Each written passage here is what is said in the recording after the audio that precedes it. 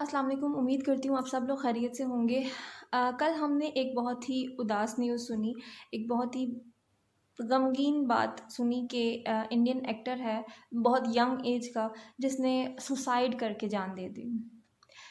किसी भी अब सबसे पहली बात ये है हो किसी भी मज़हब से ताल्लुक़ रखता हो तो आपको दुःख होता है। अब दुःख की सबसे बड़ी बात ये है कि कोई भी इंसान एक अगर नेचुरल मौत मरता है तो आपको एक और तरह का दुःख फ़ील होता है। लेकिन जब कोई अपनी ज़िंदगी खुद ले लेता है या अपनी ज़िंदगी से हार जाता है और वो मौत को उससे बेहतर समझता है और वो मौत को गले लगा लेता है, तो ये उससे बड़ा सानेहा है।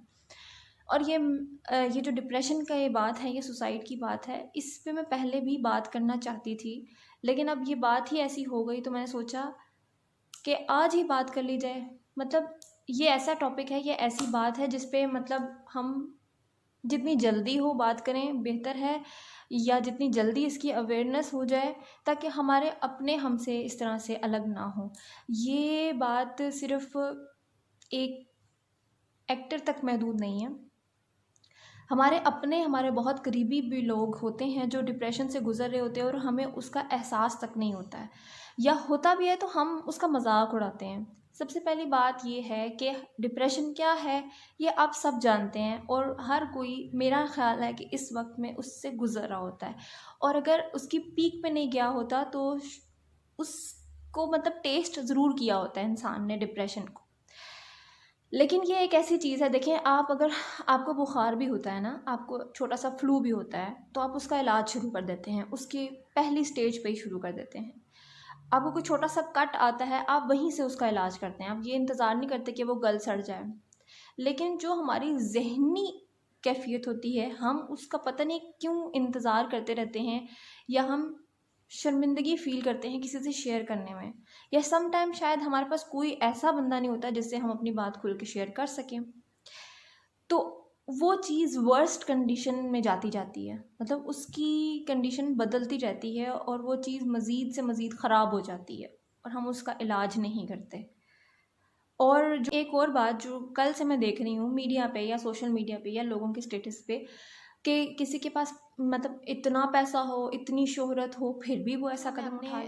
आखिरी नबी हज़ूर सल्लल्लाहु अलैहि वसल्लम से पता चलती है, वो ये है कि सादगी अपनाई जाए, सादा ज़िंदगी अपनाई जाए। वो इसलिए नहीं कि आप दुनिया को एक्सेप्ट ना करें, दुनिया की चीज़ों को एन्जॉय ना करें, बल्कि इसलिए कि ये दुनिया आपको खा जाती है दीमक की तरह। जब आप इस दुनिया की दौड़ में भागने लगते हैं तो कहीं आप अपनों को खो देते हैं। अपनों में सबसे पहले आता है आपका अल्लाह। मैं ये नहीं कहती हूँ कि आप सक्सेसफुल ना हों, आप कोई चीज़ अचीव ना करें। सब कुछ जो आपका एम है, जो आपके गोल्स हैं, आप उसको ज़रूर पूरा करें, उस दौड़ में ज़रूर भागें, क्योंकि दुनिया भी लेकर चलनी है आपने। लेकिन उस दौड़ में अपना सारा कुछ, अपनी सारी एनर्जी ना लगा दें। अपने लिए वक़्त ज़रूर निकालें, अपने लिए, अपनी खुशियों के लिए वक़्त ज़रूर निकालें, अपनों के लिए वक़्त ज़रूर निकालें। गोल्स जो पूरे करना है, वो भी बहुत ज़रूरी है इंसान के लिए। मतलब आपकी ज़िंदगी में कोई गोल होना ज़रूरी है, आपको कहीं पहुँचना ज़रूरी है। किसी इस सफ़र में, जो ज़िंदगी का सफ़र है, इसको काटने के लिए भी कुछ सफ़र करने ज़रूरी हैं। लेकिन जो मैं यहाँ पे कहना चाह रही हूँ, वो ये है कि कभी-कभी हम उस दौड़ में इतना भागते हैं कि हम खुद थक जाते हैं। मेरा कहने का मतलब ये है कि आप कोई भी चीज़ अचीव कर रहे हैं, कोई भी चीज़ आपने हासिल करनी है, आप समटाइम्स उस पॉइंट पे पहुँच जाते हैं। लेकिन हमें ये नहीं एहसास रहता कि वहाँ पहुँचने के बाद भी हमें बहुत सी स्ट्रगल करनी पड़ेगी। सिर्फ़ ज़िंदगी में जब तक आप ज़िंदा हैं, आपने चलते रहना है, ठीक है? ऐसा नहीं होगा कि इस पॉइंट पे आके बस ज़िंदगी मतलब सेटल हो गई है और अब इसके बाद मुझे कोई मुश्किल पेश नहीं आएगी। छोटी सी एग्ज़ाम्पल दूँगी। जैसे हम समझते हैं कि जी हम मैट्रिक कर लेंगे तो इसके बाद ज़िंदगी आसान है। फिर हमें लगता है हम एफएससी कर लेंगे, ज़िंदगी आसान है। जॉब करेंगे, ज़िंदगी आसान होगी। बच्चे थे तो लगता था बड़े हो जाएँगे तो बस ज़िंदगी आसान होगी। ज़िंदगी आसान कभी भी नहीं होती है। मुश्किलात और आज़माइशें ज़रूर आती हैं, लेकिन हमने उसको कैसे कोप करना है, ये ज़रूरी है। किसी डिस्कशन में इस तरह से बात हुई कि एक परेशानी ख़त्म होती है तो फिर दूसरी क्यों आ जाती है? मेरा समझना ये है कि अगर एक परेशानी ख़त्म हो जाती है, तो दूसरी तो आनी ही आनी है। जैसे कि आप घर की एक दिन सफाई करते हैं, तो क्या वो हमेशा के लिए सफाई हो गई? अगले दिन फिर मिट्टी पड़ जाती है, अगले दिन फिर से झाड़ पूंछ करनी पड़ती है, फिर से बर्तन धोने पड़ते हैं। तो ऐसा नहीं हो सकता कि एक काम किया और वो फॉर एवर हो गया। इसी तरह ज़िंदगी में स्ट्रगल फॉर एवर है। एक चीज़ मिलेगी, नेक्स्ट की तैयारी करेंगे, फिर वो चीज़ मिलेगी, फिर उससे बड़ी चीज़ होगी।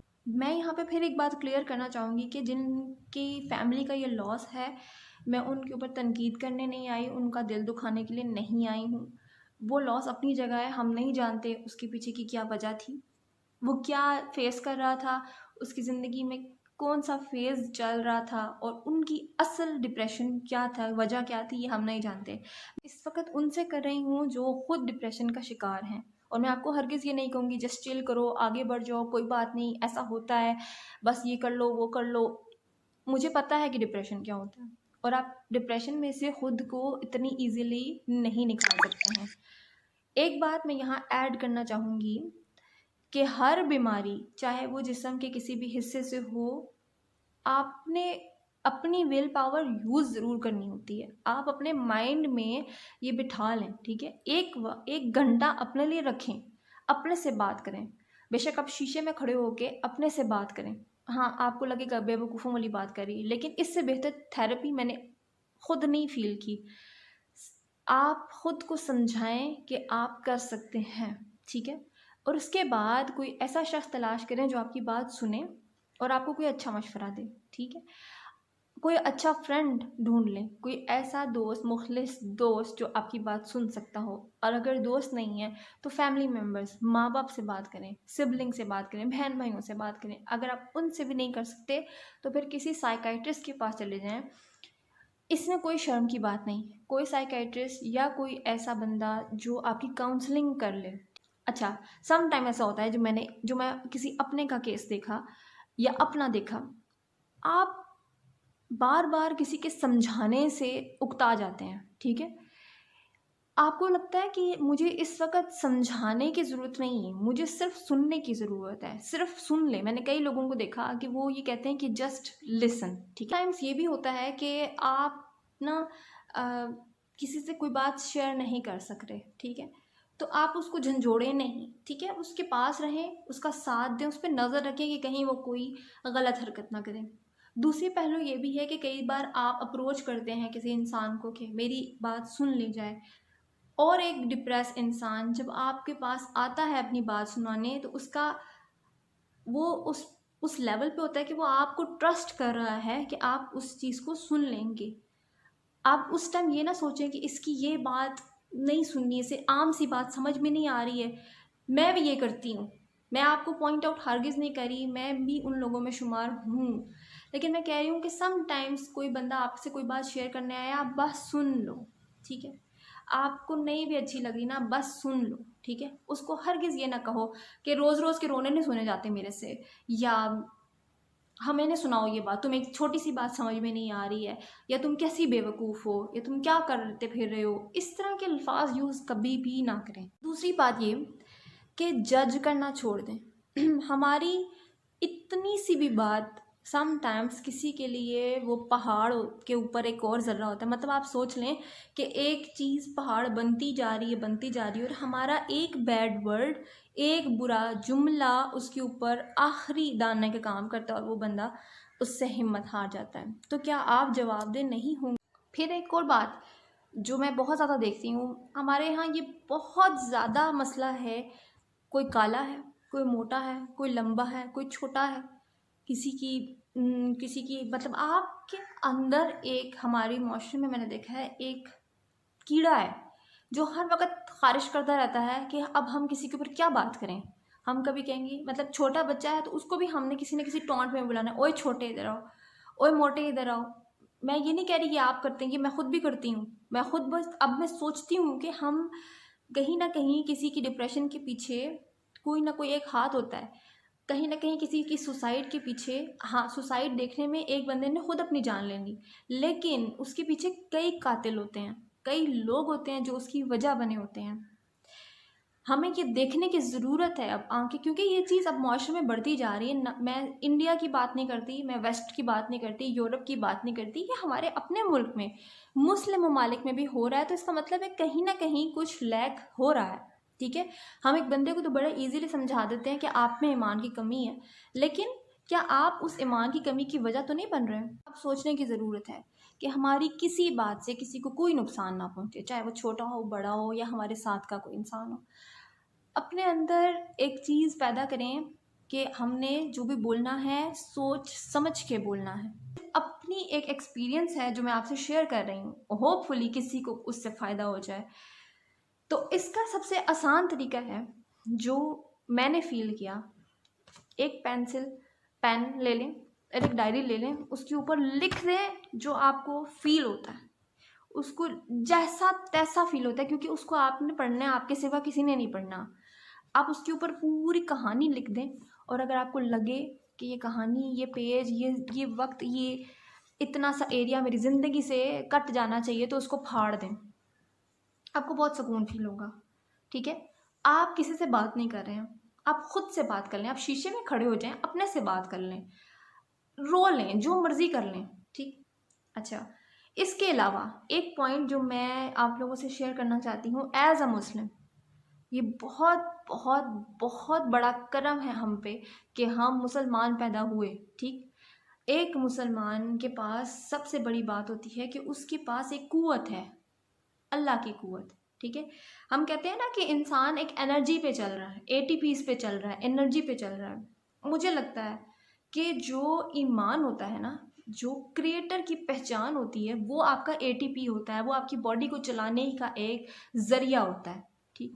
ताकत, वो एटीपीज हमारी जो रूह को ताकत देते हैं, हमारी रूह को ज़िंदा रखते हैं, वो है अल्लाह की ज़ात, और वही है जो हमें ज़िंदा रखती है, वो हमारी ताकत है, वही हमारी उम्मीद है, ठीक है। वही हमारी हिम्मत है कि हम आगे बढ़ सकें। तो जब वो कम होती जाती है तो उस रूह के अंदर जीने की तमन्ना ख़त्म हो जाती है, जीने की वजह आहिस्ता आहिस्ता कम होती जाती है। जैसे आपकी बॉडी के अंदर भी अगर बीमारियां लगती जाएं तो आहिस्ता आहिस्ता आप कमज़ोर होने लगते हैं, वीक होने लगते हैं। इसी तरीके से आपकी रूह वीक हो रही होती है। डिप्रेस्ड इंसान जब शुरू होती है डिप्रेशन, तो इसका मतलब है कि आपकी रूह को एक बीमारी लग गई है, और उसको जितनी जल्दी हो आप हील करें। अब अगर आप खुद एक डिप्रेस इंसान हैं, तो मैं आपको सिंपल सी बात बताऊंगी कि मैंने अभी आपसे जिक्र किया कि आप शीशे के सामने खड़े हो जाएं या आप किसी किताब पे लिख लें। ये दो काम करने के साथ साथ आप, अगर आपका नमाज में भी दिल नहीं लगता है, आपसे जाए नमाज बिछा के वज़ू करके नमाज तक नहीं पढ़ी जा रही, तो आप स्टेप बाय स्टेप उस ईमान की तरफ बढ़ें, ठीक है। एकदम से कोई बड़ा जंप नहीं लिया जा सकता, ठीक है। आप स्टेप बाय स्टेप, आप पहले एक जगह पे बैठे हैं ना, और आप सिर्फ अपनी जो शिकायत है, जो परेशानी है, वो अल्लाह से कहना शुरू कर दें। अगर आपसे उसके लिए उसकी इबादत नहीं हो रही ना, तो आप सिर्फ उससे कहना शुरू कर दें। इबादत तो एक नेक्स्ट लेवल है। जब आप अल्लाह की पहचान ही नहीं रखते, तो आप उसको प्रेज कैसे कर सकते हैं, आप उसकी इबादत कैसे कर सकते हैं? आपका पहला स्टेप है, आप अल्लाह की ज़ात को पहचानना शुरू हो जाएं, उससे बात करना शुरू हो जाएं। जब आप बात करेंगे तो आपको फील होगी वो ताकत, वो एनर्जी जो आपके अंदर मिसिंग है, वो आहिस्ता आहिस्ता आनी शुरू हो जाएगी। हमारा मसला क्या है, हम अगले को पुश करते हैं कि एकदम से फर्स्ट डिग्री के बजाय वो फोर्थ डिग्री पे जंप कर जाए। ऐसा कोई नहीं कर सकता, ठीक है। आप उसको एक स्टेप बाय स्टेप आगे बढ़ें। आप अगर खुद डिप्रेस हैं तो आप पहला स्टेप ले लें, आप अल्लाह से बात करें, ठीक है। जब आप अल्लाह से बात करना शुरू हो जाएंगे तो आपको एहसास होगा कि वो कहाँ कहाँ आपके साथ है, और कहाँ कहाँ आपको उसने कायम रखा, आपको बचा लिया, आपका पर्दा रखा। वॉक की आदत डाल लें। जब आप नेचर को देखते हैं ना, और वॉक भी ऐसी जगह पे करें जहाँ पे थोड़ी हरियाली हो। अपने इर्द गिर्द अपने घर में कोशिश करें कि जितने पौधे उगा सकें उगा लें, गमले रख लें, पौधे उगा लें। और हरियाली आपके दिल को एक ठंडक बख्शती है, खुशी देती है, ठीक है। मेडिटेशन करने की कोशिश करें, अल्लाह से ताल्लुक़ कायम करने की कोशिश करें, अल्लाह से बात करें। वॉक कर रहे हैं, अल्लाह से बातें करें, आपस में एक कनेक्शन कायम करें। उसके बाद नेक्स्ट चीज़ आ जाती है, कभी कभी बहुत प्रेशर होता है, तो लंबी लंबी सांस दिन में 3-4 दफ़ा, एक इस तरह करें कि 5 दफ़ा सांस, अपना प्रेशर रिलीज़ करें। ठीक है, प्रेशर को जितना हो सके उसको रिलीज़ करें और किताब पे लिखें। एक और थेरेपी है बुक रीडिंग। कुरान पढ़ लें, कोई और बुक लेकर आ जाएं, वो पढ़ लें, कोई भी चीज़ हो पढ़ने की आदत डालें, क्योंकि इससे क्या होगा कि कुछ वक्त आपका मोबाइल से या किसी भी गैजेट से दूर गुजरेगा। ये मोबाइल में एक तो ये कि ये एक टेक्नोलॉजी बेस्ड चीज़ है, इसमें से भी डिफरेंट शुआएँ निकलती हैं, वेव्स होती हैं जो आपकी वैसे फिज़िकल हेल्थ के लिए भी ठीक नहीं होती हैं। इसके अलावा हम जो सोशल मीडिया पे चीज़ें देखते हैं वो हमें मज़ीद डिप्रेस करती हैं, हमें कॉम्प्लेक्सेस का शिकार करती हैं।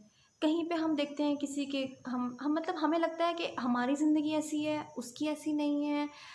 म अगर आप यूज़ कर भी रहे हैं तो इस बात को माइंड में रखें कि अगर किसी ने बहुत हँसती मुस्कुराती शक्ल लगा दिया आपके सामने, तो इसका मतलब ये नहीं है कि वो बहुत ही खुश है और उसकी ज़िंदगी में बहुत ही मतलब कोई फुलझड़ियाँ उड़ रही हैं। जैसे कि अब ये एक्टर था, आपने ऐसी कोई भी पिक्चर निकाल कर देख लें, मैंने मोस्ट ऑफ द केसेस में देखा है कि बहुत बड़ी अच्छी सी स्माइल वाली पिक्चर्स होती थी और लगता ही नहीं था कि ये बंदा कभी डिप्रेस रहा होगा।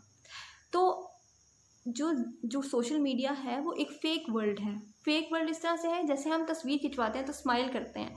इसी तरीके से एक सोशल मीडिया पे आप जो भी दिखा रहे होते हैं, आप कोशिश करते हैं कि चलो अभी ज़िंदगी में ये चल रहा है, हम कुछ फ़न शेयर कर दें, कुछ एंटरटेनिंग शेयर कर दें। हमारी ज़िंदगी में इस तरह का फ़ेज़ चल रहा है, हम दूसरों को एंटरटेन कर दें। तो आप ये कभी भी ना सोचें कि ये बंदा ऐसा है, इसने जो है वो बहुत बड़े होटल के अंदर कॉफ़ी पीते हुए एक पिक्चर शेयर की हुई है, तो ये बड़ा ही कोई खुश इंसान है और मैं क्या हूँ, मैं तो बस सिर्फ़ एक ढाबे की चाय पी सकता हूँ, या मैं क्या हूँ, मुझे तो सारी उम्र चाय बनानी पड़ती है। तो आप खुशकिस्मत हैं कि आपके साथ लोग हैं और आपको उनके लिए चाय बनानी पड़ती है। ये मैं अपनी बात कर रही हूँ कि कई दफ़ा बंदा सोचता है ना कि हाय काश मैं वहाँ जाके पी सकता, लेकिन वो लोग कितना एंजॉय कर रहे हैं, हमें क्या पता वो क्यों घर से बाहर निकले हैं और वो क्या उस मोमेंट को एंजॉय कर रहे हैं जैसे हम कर रहे हैं, क्या उनको वो सुकून फ़ील हो रहा है जो हम फ़ील कर रहे हैं। तो कोशिश करें कि ये जो शुक्र अल्हम्दुलिल्लाह कहने की आदत है ना, ये डाल लें। अपना मुवाज़ना रोज़ करें कि क्या हमारी, मैंने आपको बताया ना कि आप डायरी लिखेंगे तो आपको उनमें से कई पॉइंट्स ऐसे नज़र आएँगे कि ये तो कुछ भी नहीं है। आहिस्ता-आहिस्ता आपको फ़ील होने लगेगा ये कुछ भी नहीं है। हमसे ज़्यादा लोग परेशान हैं, हमसे ज़्यादा लोगों की परेशानियाँ, मतलब मैं ये भी नहीं कहती कि आपकी परेशानी परेशानी नहीं है, बिल्कुल है, लेकिन हमने अपने लिए कुछ परेशानियाँ खुद जनरेट कर ली हैं। मैंने एक दफ़ा अपनी गॉसिप की वीडियो में यही बात कहने की कोशिश की थी कि कुछ परेशानियाँ हम अपने लिए खुद बना लेते हैं, कुछ चीज़ें हमारे लिए डिप्रेशन हो ही नहीं सकती। टॉपिक को मैं इस तरह से वाइंड अप करना चाहूँगी कि एज़ अ मुस्लिम हमारे लिए अपने क्रिएटर की पहचान होना बहुत ज़्यादा ज़रूरी है। ना सिर्फ पहचान होना, उस पे ईमान होना भी बहुत ज़रूरी है। और अगर बिलफ़र्ज़ आप किसी और मज़हब से ताल्लुक़ रखते हैं तो आप हकीकी क्रिएटर की तलाश में लग जाएं। तलाश करें कौन सी वो एनर्जी है जो इस रूह को सुकून देती है। पॉइंट, आपके पास रिश्तेदार होना बहुत ज़रूरी है, आपके अपने करीबी लोग होना आपके इर्द गिर्द बहुत ज़रूरी हैं, आपके दोस्त होना बहुत ज़रूरी हैं, लेकिन वो भी वही जो आपके लिए सिंसेयर हों। सबसे ज़्यादा सिंसेयर आपके माँ बाप होते हैं, आपके बहन भाई होते हैं। पॉइंट हमारे पास ये है कि आपकी ज़िंदगी में जो सबसे बड़ी कामयाबी है वो सुकून है। अगर आप सुकून हासिल कर लेते हैं तो आप कामयाब हैं। Last point, suicide is not a solution. मर जाना सोल्यूशन नहीं है किसी भी चीज़ का। कभी कभी आप अपनी मंजिल के बहुत करीब होते हैं और अचानक से एक आपको काली सी दीवार आ जाती है या आपको लगता है आप किसी डब्बे में बंद हो गए हैं और इसके बाद फ़रार की कोई जगह नहीं है, तो आप मरने का फ़ैसला कर लेते हैं। कोई चीज़ें, कोई डिप्रेशन, कोई टेंशन्स ऐसी होती हैं जिनसे आपको लगता है कि ये हमारा बहुत नुकसान कर देंगी, हालांकि वो नुकसान आपको नहीं पहुंचा सकती अगर आप खुद उनके आगे हार ना मान लें। आप मंजिल के करीब हैं, आप थक गए हैं, आप सांस ज़रूर लें, रुक के सोचें ज़रूर उस फिनोमेना पे, उस सारे सिचुएशन को रिकंसिडर करें, लेकिन कभी भी ज़िंदगी से हाथ धोने का फ़ैसला नहीं करना। एंड पे मैं आपसे सिर्फ इतनी बात कहना चाहूँगी कि मैंने अपने ख्यालात का इजहार किया है। मुझे जो लगता है या जो चीज़ मैंने फेस की है, मैंने उसके मुताबिक आपको बताया है कि आप ये कर सकते हैं। मैं फिर कहूँगी कि मैं कोई आलिम फाजिल कोई साइकाइट्रिस्ट नहीं हूँ, कोई डॉक्टर नहीं हूँ जो मैं आपको कोई भी ऑथेंटिक मशवरा दे सकूँ। मैंने आपको सिर्फ वो बातें बताई जो मैंने खुद फेस की, जो मुझे अपने लिए अपना इलाज फील हुई, और मैंने आपसे जस्ट अपने पॉइंट शेयर किए हैं। ह्यूमन नेचर है कि वो किसी भी बात से इख्तलाफ रख सकता है। आपको मेरी बातों से इख्तलाफ हो सकता है, डेफिनेटली हो सकता है। और अगर कहीं पे आप मुझे करेक्ट करना चाहते हैं तो आप कमेंट में मुझे करेक्ट कीजिए, ज़रूर कीजिए। लेकिन मेरा हरगिज़ हरगिज़ किसी की दिल आज़ारी करना मकसद नहीं था। मेरा मकसद हरगिज़ ये नहीं है कि कोई डिप्रेस बंदा मेरी बातों से मज़ीद परेशान हो जाए। मेरा मकसद सिर्फ़ इतना सा था कि आप ज़िंदगी की तरफ वापस आ जाएँ। मेरा मकसद सिर्फ़ ये है कि हम थोड़ा-सा सेंसिटिव हो जाएँ, हम सेंसिटिवली सोचें कि हमारे इर्द-गिर्द क्या चल रहा है। हम बात करें तो थोड़ा सोच के करें, और इस मुआशरे को इतना सा भी बेहतर बना सकें तो बना लें। और मुआशरे को बेहतर बनाने का तरीका सबसे पहले अपने आप को।